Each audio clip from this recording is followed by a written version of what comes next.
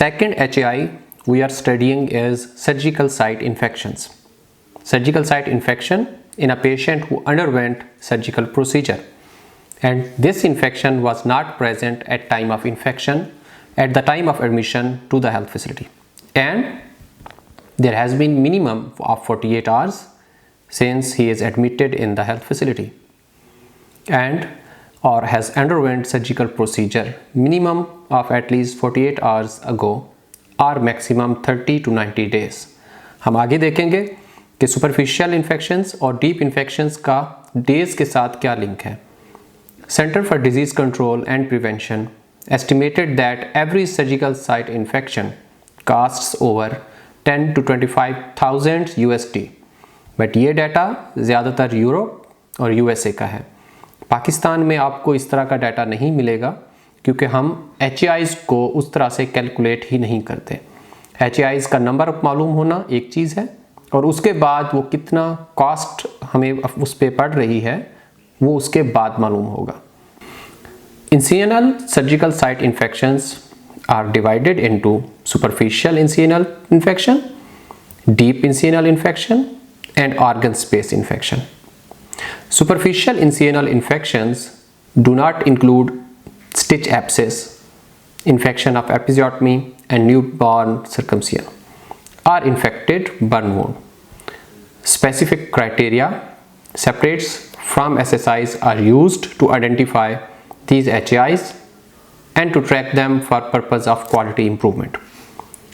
We will read it in detail in coming slides. In SSIs, we cover deep and organ SSIs in same slide for easy understanding. First subtype of surgical site infection is superficial surgical site infections.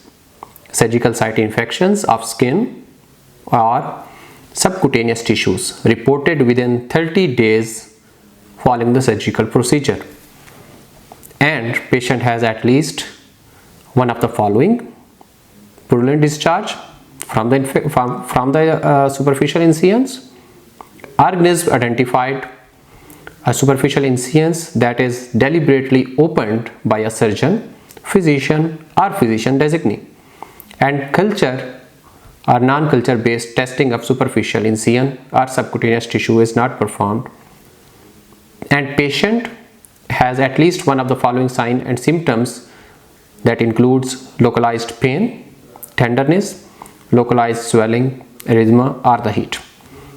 Diagnosis of superficial incisional SSIs by a physician or physician designee.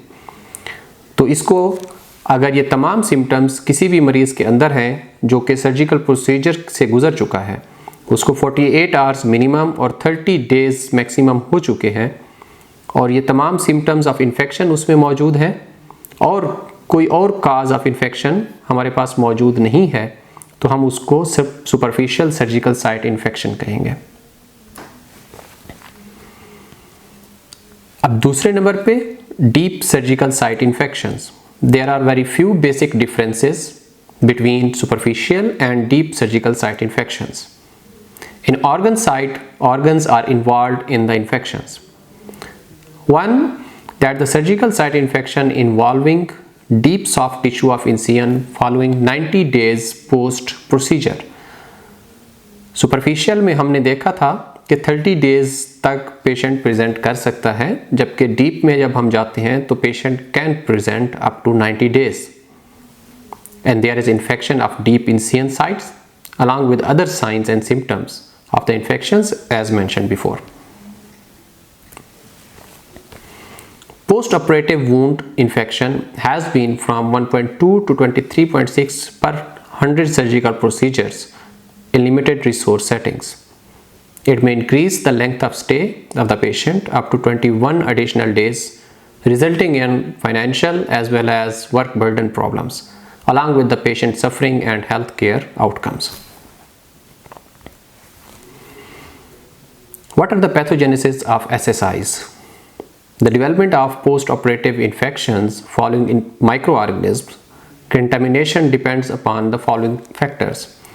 The first one, inoculum of bacteria. Essentially, almost every surgical site has microbes in the end of the procedure.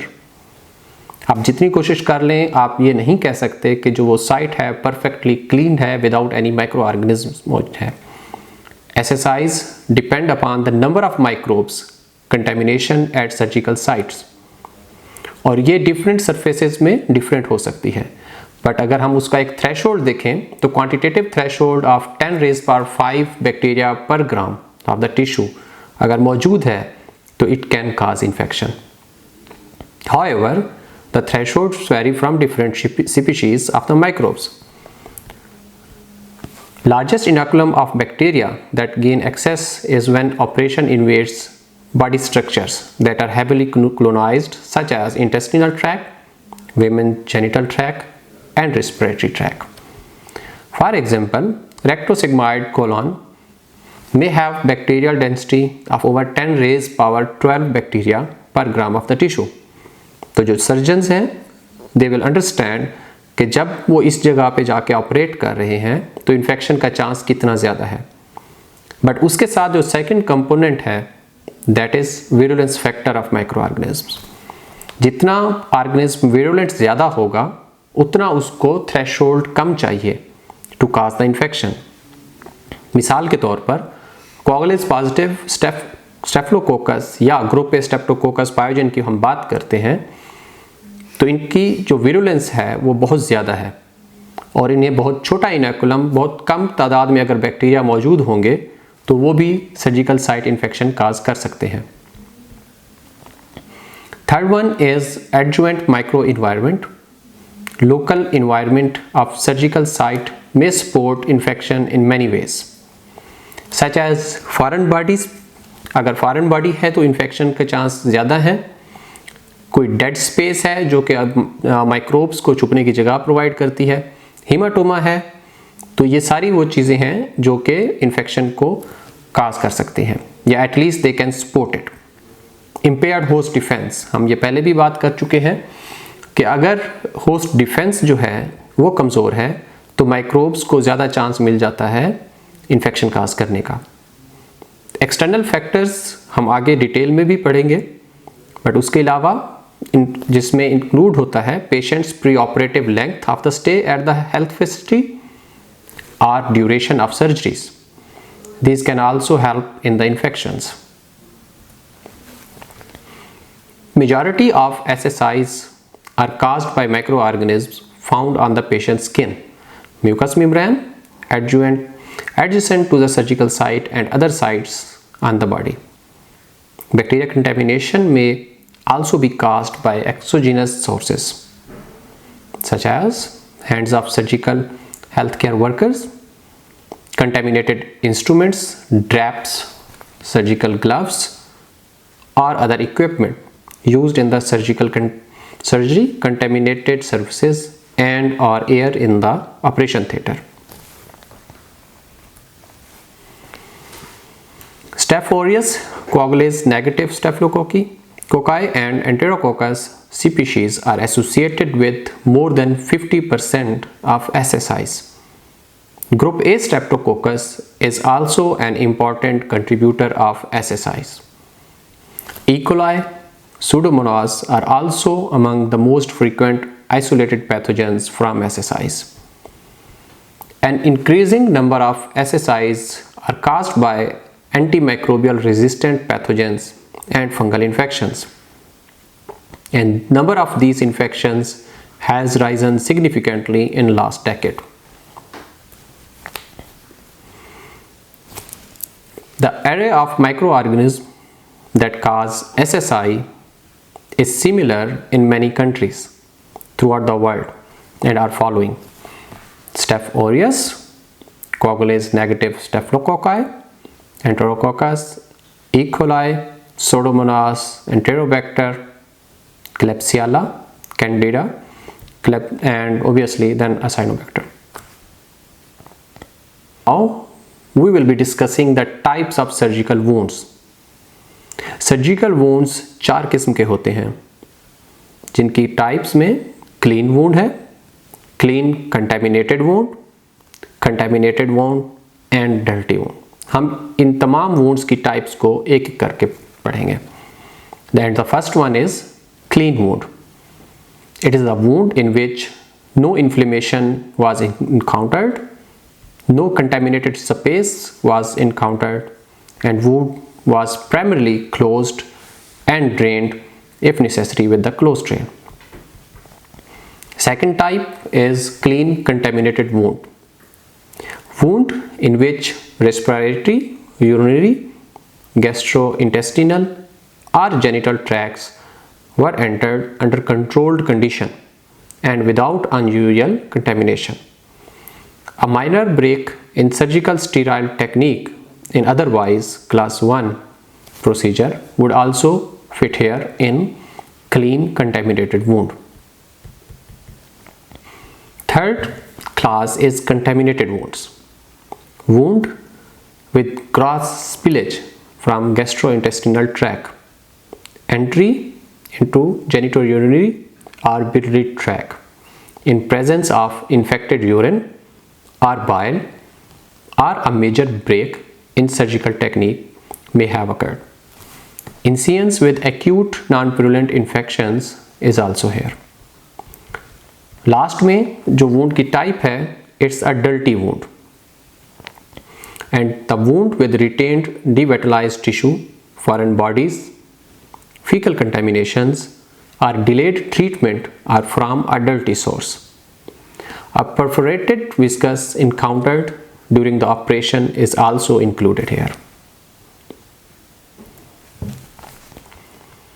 Now we will be seeing कि surgical site infection के risk factor क्या हैं।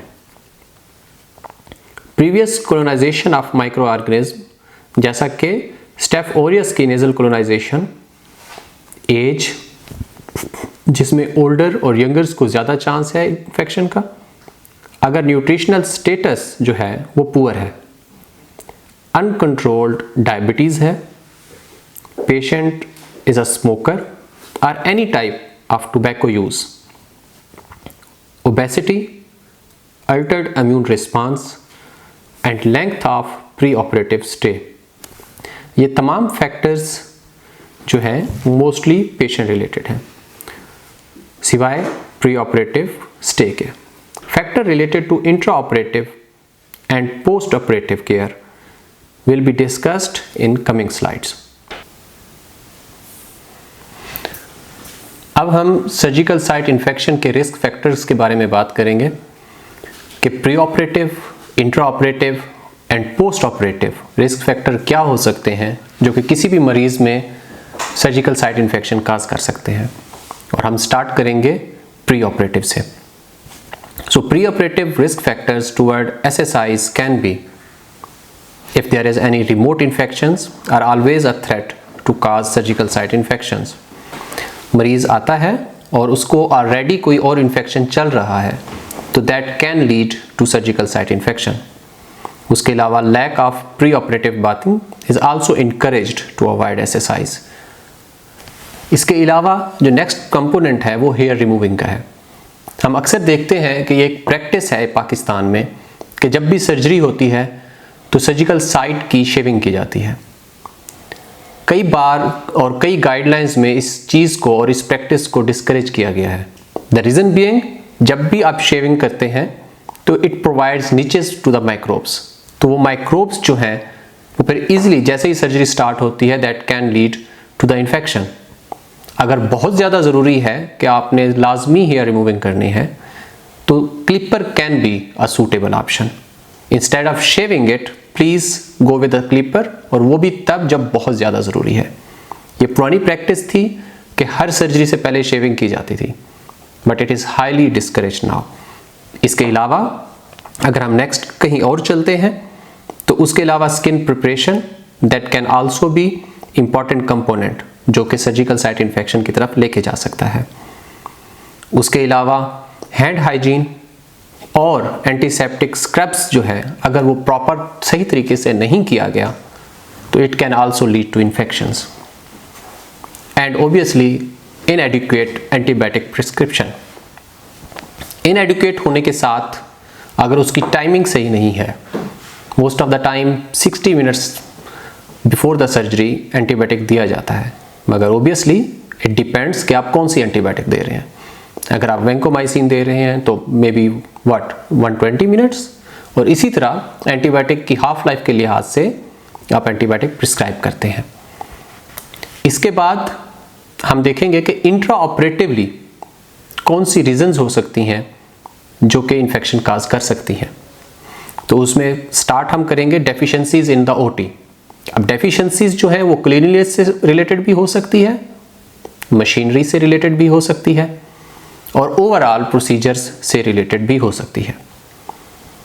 उसके अलावा failure in the instrument processing, और उसके बाद duration of the surgeries.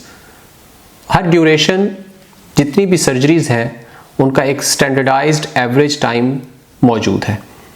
जितना देर ज़्यादा सर्जिकल प्रोसीजर रहेगा उतना इन्फेक्शन के चांसेस ज़्यादा हैं। इसके अलावा lack of appropriate pre operative antimicrobial prophylaxis, हम इस पे बात पहले कर चुके हैं। और उसके अलावा foreign material in surgical sites, poor surgical techniques, traffic flow issue in the operation theatre. हम अक्सर देखते हैं कि जब भी कोई प्रोसीजर हो रहा होता है तो ऑपरेशन थिएटर के अंदर मे बी 20-30 और समटाइम ओबियसली इससे कम भी हो सकते हैं लोग मौजूद होते हैं।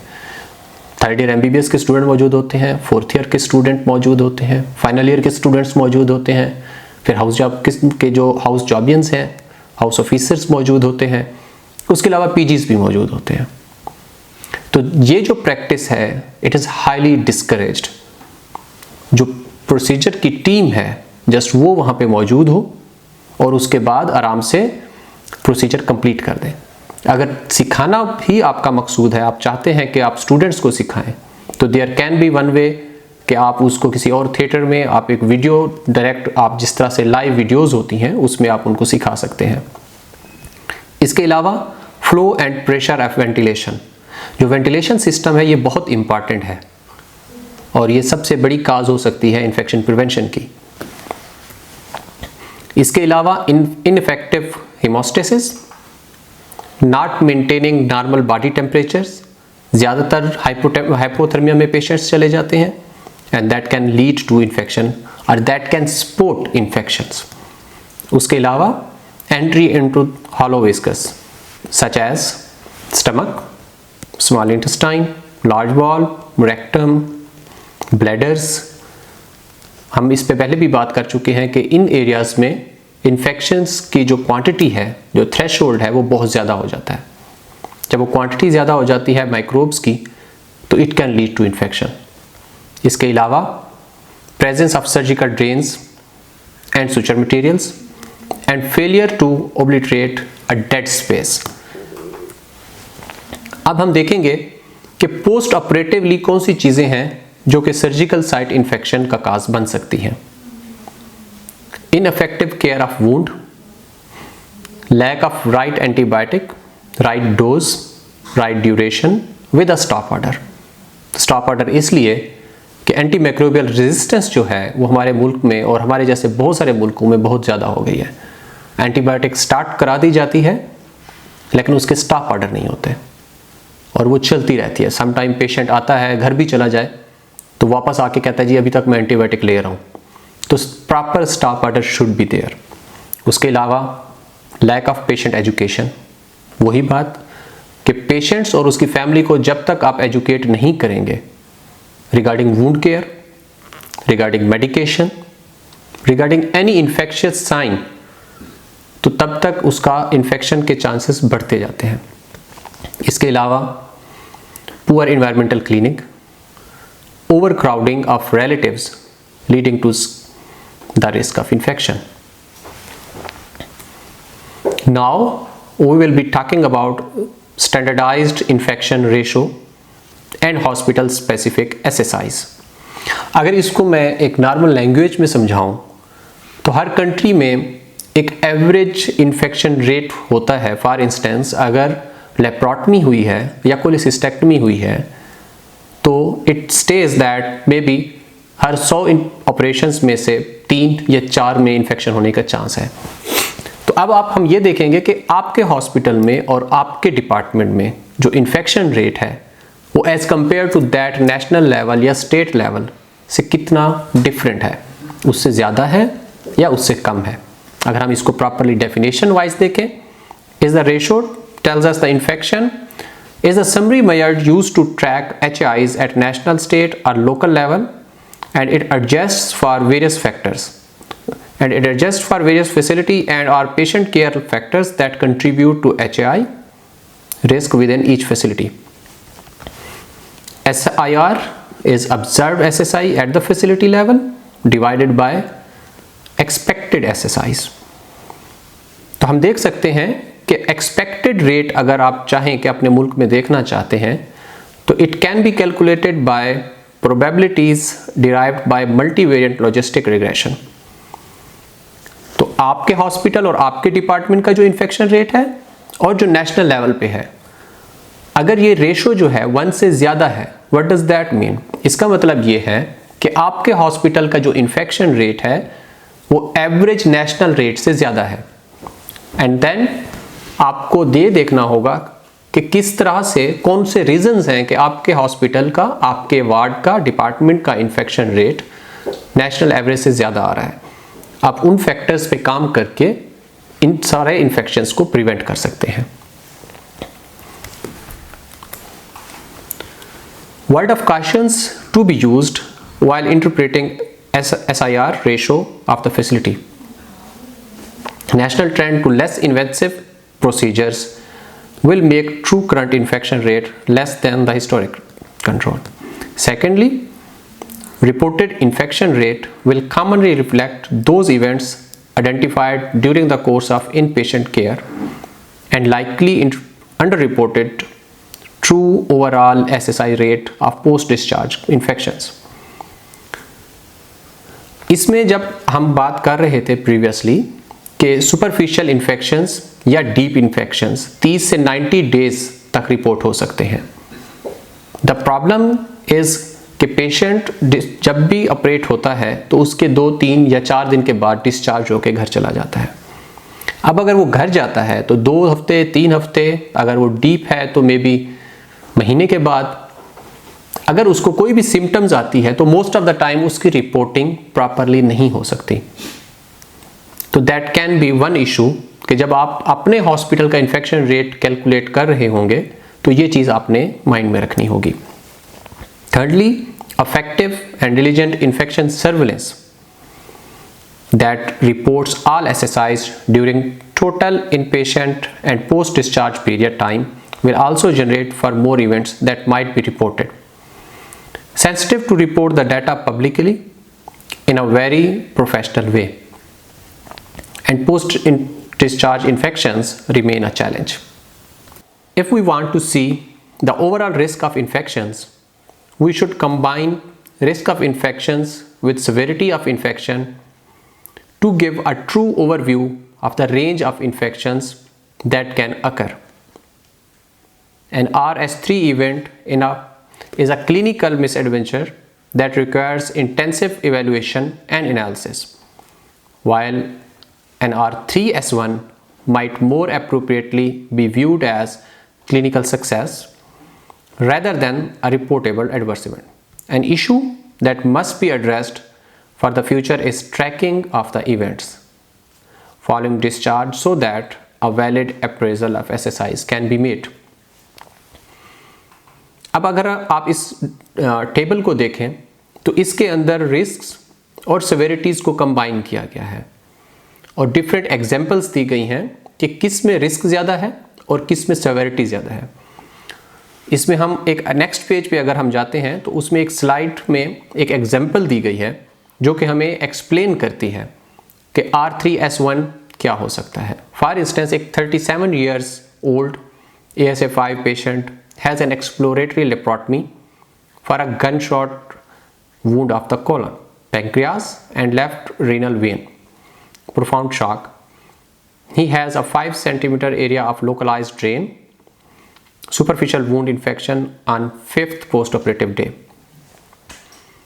तो जब भी आप किसी ऑपरेट में अब जब भी आप किसी सर्जिकल प्रोसीजर को लेके चल रहे हैं तो you should know by this table कि इसके अंदर इन्फेक्शन का रिस्क कितना है, और जब इन्फेक्शन का रिस्क ज़्यादा है, फॉर इंस्टेंस R3S3, तो उसमें आपने उतनी ज़्यादा एहतियात करनी होगी। अब हम तीसरे हेल्थ केयर एसोसिएटेड इन्फेक्शंस के बारे में बात करेंगे, जो कि intravascular device associated blood stream infection है। It is device can be in periphery or it can be the central lines. Intravascular lines are used for multiple reasons. An infection associated with these intravascular devices are called intravascular device associated bloodstream infections. Clinical signs जो कि infection के होते हैं, जिसमें fever है, rigors है, altered mental status है, hypotension है, no alternate source of infection should be there, and positive blood culture. Catheter tip or the segment culture that matches organisms grown from the blood at least 3-fold higher than the number of organisms grown from catheter versus peripheral blood. Culture of unsimultaneously drawn culture. Growth from the catheter drawn blood culture occur at least 2 hours before the growth of same organisms from percutaneously drawn blood culture. Primary bloodstream infection, a lab confirmed bloodstream infection that is not secondary to any infection at other site. Secondary BSI is a BSI or bloodstream infection that is thought to be seeded from a site specific infection at another body site. CLEPSI, that is central line associated bloodstream infection, it is associated with 12 to 25% mortality. Now we will be seeing what are the sources of intravascular device associated bloodstream infections. And the first one is colonization of intravascular device or catheter associated infections. And the second one is contamination of fluid administered. तो या तो जो IV line है उसका infection हो सकता है या फिर फ्लूइड का हो सकता है। हम इन दोनों को डिटेल में पढ़ेंगे और हम देखेंगे कि कौन सा इन्फेक्शन एपिडेमिक और कौन सा एंडेमिक इन्फेक्शंस काज कर सकता है। So the contamination of infusate related infection is major cause of epidemic intravascular device associated infection, जबकि कैथीटर एसोसिएटेड इन्फेक्शंस जो हैं वो mostly endemic intravascular device associated infection cause करते हैं। Now we will be seeing के pathogenesis of central line associated bloodstream infections. हम पहले ये दोनों रीजंस बात कर चुके हैं, जिसमें कोलोनाइजेशन है और कंटेमिनेशन ऑफ फ्लूइड्स है। It is actually an indefensible to take blood culture before the administration of antibiotics, और मोस्ट ऑफ द टाइम हम 20 से 30 मिलीलीटर ब्लड ड्रॉ करते हैं, जिसमें से 10 से 15 ml फॉर एरोबिक और 10 से 15 फॉर एनारोबिक है। So in the end we will be studying about ventilator associated pneumonias. ये लास्ट आप कह सकते हैं हेल्थ केयर एसोसिएटेड इन्फेक्शन की टाइप है, बट इसको फर्दर मैंने एक्सप्लेन के लिए 4 हिस्सों में डिवाइड किया है। और first one is community acquired pneumonia, second one is hospital acquired, third one is health care associated and fourth one is ventilator associated pneumonias. जहाँ तक कम्युनिटी एक्वायर्ड नमूनिया की बात है, we all know that any pneumonia that is acquired in the community is community acquired, but उसके बाद जो hospital acquired है, health care है और वेंटिलेटर एसोसिएटेड है, उसको हम कुछ इस तरह से देखेंगे। Whenever there is a pneumonia that is developed if patient is admitted in the health facility for at least 48 hours is hospital acquired pneumonia. But if that hospital acquired pneumonia has also been linked with healthcare services, for instance patient has been intubated and is receiving any mechanical ventilation since last 48 hours, it will be termed as ventilator associated pneumonia.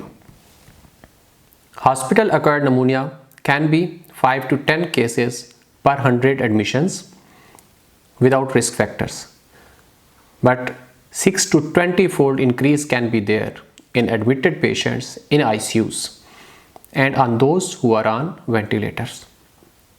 VAP or ventilator associated pneumonia is estimated 9 to 27% of mechanically ventilated patients and usually occurs after 48 hours of intubation, and mortality of VAP may range from 15 to 50%.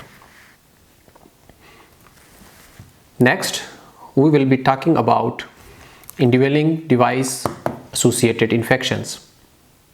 Infections of indwelling devices in a patient in which device has been implanted for over 48 hours. The infection was not present at the time of insertion. That is called an indwelling device associated infections.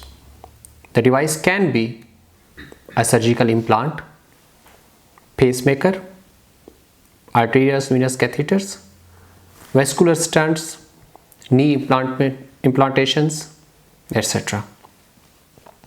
So यहाँ पे हम अपने HAIs की types को and करेंगे.